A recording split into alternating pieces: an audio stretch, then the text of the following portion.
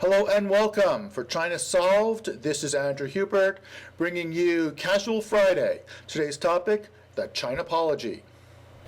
Tim Cook does it, but Eric Schmidt does not. Li Gang had to do it. I've done it a bunch of times. Early is good, late is worse than not at all. What are we talking about? The Chinapology, or for shorthand, the Chinapology. As an American or Western manager working in China, you may find yourself pressured into saying you're sorry for something that you probably really aren't sorry for. But that's the point. Think of that Chinapology as a controlled display of preventative humility. It's not an admission of guilt so much as an acknowledgement that you have broken some unspoken, ineffable rules of social etiquette. It's tied to giving face, guanxi, harmony, conflict avoidance, all those good buzzwords that we spend so much time worrying about. Remember China Solved's rule of Chinese social customs. They may not ever help you, but if you mess them up, they can hurt you a lot. What's the goal of the Chinapology? It's defense. The Chinapology is a blocking move, not a strike.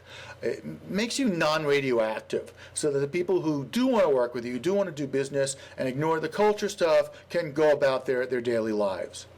Really, think of it this way. It's so your secretary and your salesman don't have to quit their jobs or get all passive-aggressive. It's bureaucracy, not honor. Don't stretch it out. Don't make it a bigger thing than it needs to be.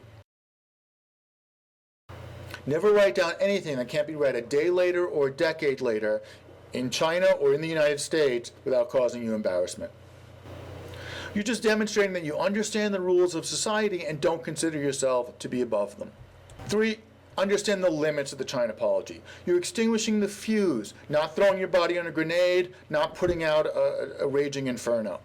It diffuses situations, it doesn't repair that much damage. It doesn't always work, but not doing it will almost always fail. So give it a shot. A good Chinapology is content-free. Maybe you've been rude. Maybe you have broken a rule of etiquette. You are not admitting to a crime or making any kind of material confession. You're not making any justification. You're not making any explanation. You're not sliding in any zingers about who's really at fault or what society should be doing that it's not. You are entirely guilty of some minuscule transgression of etiquette. The rules of the Chinapology. First, timing is everything. You want this to be preventative. You want this to be defensive. A good Chinapology takes place the moment you see a potential problem or conflict is real, but before it spins out of control and takes on a life of its own. Early is good, late is worse than not at all. So get it over with. Next, be brief. This is a pro forma indication you understand the rules. You're on the same team as everyone else. You want to apologize, shut up, and get on with your business. 3, no justifications. Don't be clever here. Don't do a half measure. No American lawyer-style damage control that, it's unfortunate that certain people feel bad about some unnamed situation.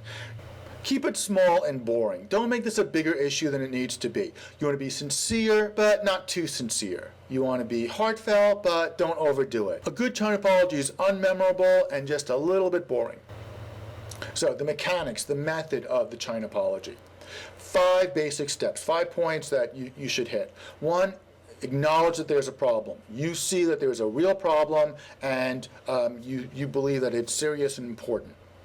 2, you've studied the situation carefully and you think you know how other people feel. You've put in effort, you've put in work, this has kept you up at night. 3, you admit to being insensitive to the Chinese people, being insensitive to your hardworking staff, ignorance, arrogance, failing to understand, thoughtlessness.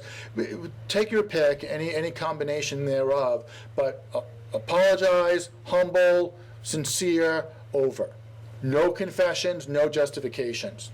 Step 4, your improvement. What are you going to do? Your concession, your new program, your pledge to do better, something that sounds concrete about how you're going to change going forward to address this problem.